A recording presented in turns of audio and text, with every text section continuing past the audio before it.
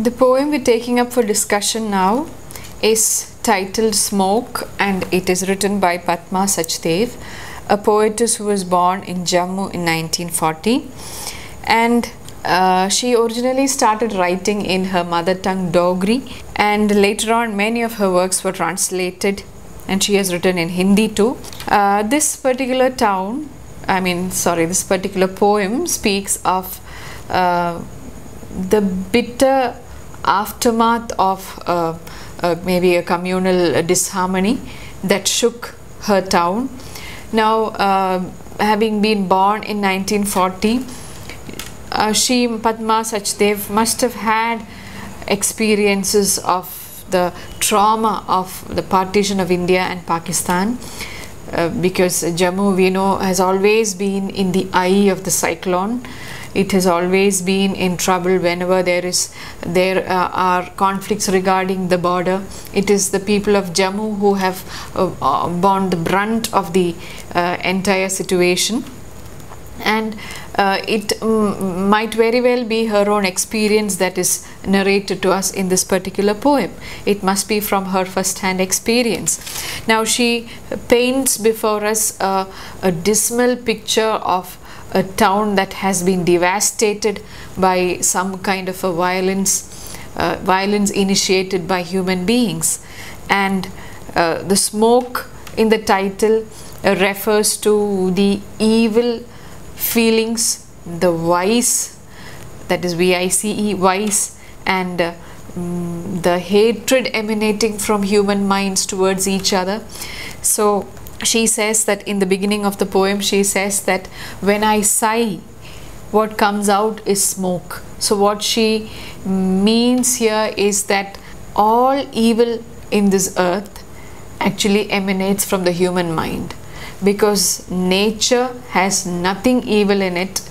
It does not intend to hurt anybody. It has no hatred towards anybody, but it is the human being who always harbors ill feelings, who has negative attitude towards others, who is ready to kill for purposes other than to satisfy hunger.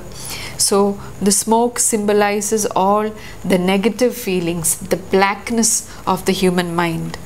And here the narrator looks at the moon, and the moon is high above, shining so lustrously, and she is almost angry towards the moon. She says, how can you shine so beautifully and brilliantly when we are suffering? Don't you see the suffering that is going on earth? Why is it that you're shining so bright? Can't you see that we are so unhappy? So the entire poem, it is addressed towards the moon which is a silent onlooker, a silent listener to all the carnage and all the woes of the people on earth.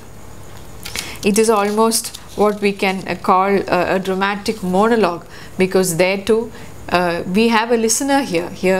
It doesn't really matter that the listener is an inanimate object or the moon, but however it plays the role of a passive listener.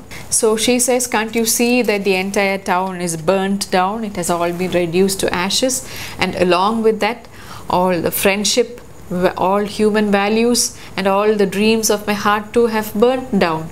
So when she talks about human values and friendship, we can understand that maybe she is talking about maybe there was a communal violence there. Maybe it was a struggle between the Hindus and the Muslims, and people who had been friends maybe even a day ago suddenly turned enemies, and they started killing each other, they started hurting each other, plundering, and so all human values that they had cherished hitherto, the friendships that they had built over the years, had disappeared in a matter of a few minutes or seconds.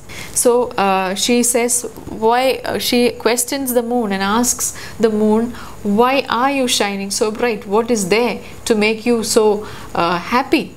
Why should you be happy? Doesn't any of the sorrow that we see here reflect upon you?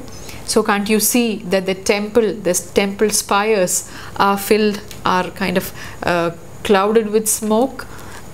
Again, what she might be intending to say is that we know, like, what religions always preach peace, religions always preach harmony. They tell us that we should love one another. But in spite of all that, when she says that the temple, the golden spires of the temple town are covered with soot, she means to convey the idea that people have forgotten all the goodness that religion has been trying to teach them. The messages of love and compassion have all been forgotten.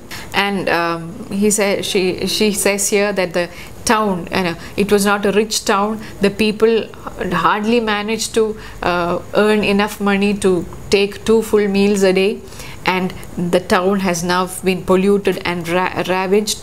And the steps leading to the river, the holy river that was flowing through the town, the steps are covered with corpses or dead bodies of which remain there as an aftermath of what happened the day before. And the people have all, the entire town is deserted. The people who remain there are inside the homes. They refuse to open the doors. All the windows are closed, so there is not a soul seen walking in the town. And the narrator is in need of help. She is all alone, and she moves from door to door asking for help, but nobody opens the door to let her in. They recognize that it is she, but nobody has the courage to open the door and let her in, because every person is suspicious of the other, because all their trust in friendship, all their trust in human values had been violated and had been lost forever with the incident that took place, with the violence that had happened maybe a day or 2 back. And so nobody is willing to help her or rescue her. And now she asks the moon, you who are seated in the high pedestal, you are seated in the vantage point, you can see what is happening here. Tell us what went wrong. Why is it that this tragedy has befallen my town? And she asks the moon, why are you so indifferent? Don't you hear the widows crying? Can't you listen to the whimpers of the orphans? Why is it? Can't you see the man who's sitting there all dejected because his house and his shop and all that he has made all these years through has been burned down? Don't you see any of the helplessness of the human beings suffering down here? You were seated in a very safe throne high in the sky. So she invites the moon. She's desperate for some kind of an acknowledgement of her feelings from the moon, and she's angry too. And so she tells him, you come down from that elevated pedestal, come here and see what is happening here. And she says, you please show us who is responsible for all this crime that has taken place. Shine bright on those faces so that we can catch them, so that we can punish them and teach them such a lesson so that they will not wreak such havoc again. And she once again calls upon the moon and tells him to come down and share her pain, because she has nobody here. There is no human being who can help her out or even lend their ears to her. So she beseeches the moon to come down and partake in her sorrow and give her some kind of a comfort.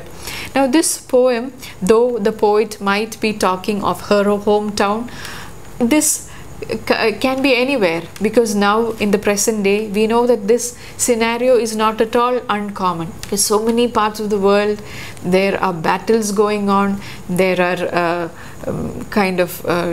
rebellions going on. There are places where the army is in total control of the nation, and we have war-ravaged towns and entire populations being wiped out. We have people being rendered homeless, women being molested and raped, children being killed, young children being subject to torture. So this is not an uncommon sight in today's world. And when Padma Sachdev talks about her own experience, we understand that this is not an individual's experience. It is a universal experience that people in different parts of the world can easily identify with. So by painting this bleak picture, she wants us to realize how difficult it is to live in this world full of hatred, and maybe she wants to tell us that we should learn to forgive and forget each other, and that we should learn to make this world a better place by loving each other instead of hating each other.